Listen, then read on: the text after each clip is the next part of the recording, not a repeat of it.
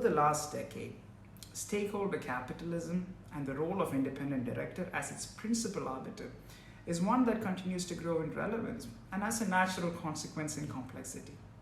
Consumers, societies, national governments, they all expect a lot more from businesses than what used to be pure shareholder capitalism which defined the global business landscape just a short while ago. Across the world, there are rapid developments that are taking place which continues to challenge, subvert, and often end up redefining what businesses and boards should and ought to do.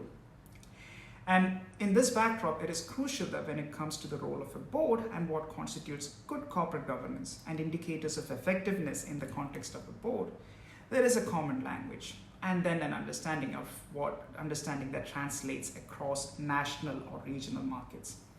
While this article focuses on the Indian perspective in particular, the key issues highlighted will likely resonate well with market participants from both developed and developing economies. It goes without saying that corporate governance landscape in India continues to be a work in progress.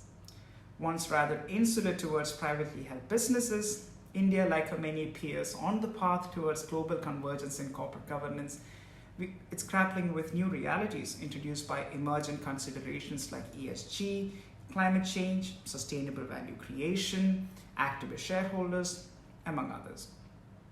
These new considerations continue to redefine what we traditionally understand to be the role of the board and that of the independent director. Consequently, how national and international best practices define and measure effectiveness in the context of a board has been radically overhauled today.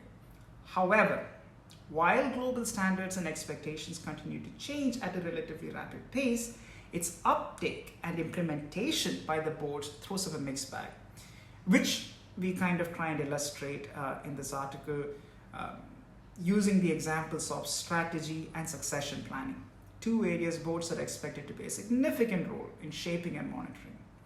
In this context, we examine the dissonance between best practices and how boards and directors translate their renewed roles and responsibilities on the ground and explore ways to bridge this divide. The data we use in this article were sourced as part of a larger Amrop Economic Times India's Best Boards Initiative, which is an annual benchmarking exercise covering all NSE 500 constituents in India to identify and benchmark indicators of what constitutes board effectiveness in India. Coming back to our illustrative examples, as inferred from our response data, what boards understand to be their role in strategy and succession planning are quite different from what best practices define them to be. In most instances, while directors themselves express confidence in understanding of the terminologies, the lack of depth, engagement, and the necessary enablers, even at a process level, were only too visible. Particularly visible in the case of succession planning, but despite expressed confidence in the ability of the board to meet its charter, the basic building blocks necessary to enable smooth succession, boards, promoters, CEOs, were entirely absent. To bridge the divide at present, staying true to Abraham Maslow's law of the instrument, successive local governments traditionally rely on regulation to affect improvement in uptake and adoption of best practices. But as you will see, even the most prescriptive regulations fall short when it comes to defining ideal performance states and when it comes to keeping up with emerging thought leadership in the space. In contrast, a renewed focus on continued professional development programs for directors and evangelization of evidence-based national or regional gold standards are proposed as potential pieces of a larger holistic solution. In this context, gold standards here simply means identification and communication of key performance indicators and definitive implementation roadmaps adopted by outliers among local market participants who successfully continue to use corporate governance as a value driver for firm performance. Ultimately, good corporate governance comes from within or an innate desire.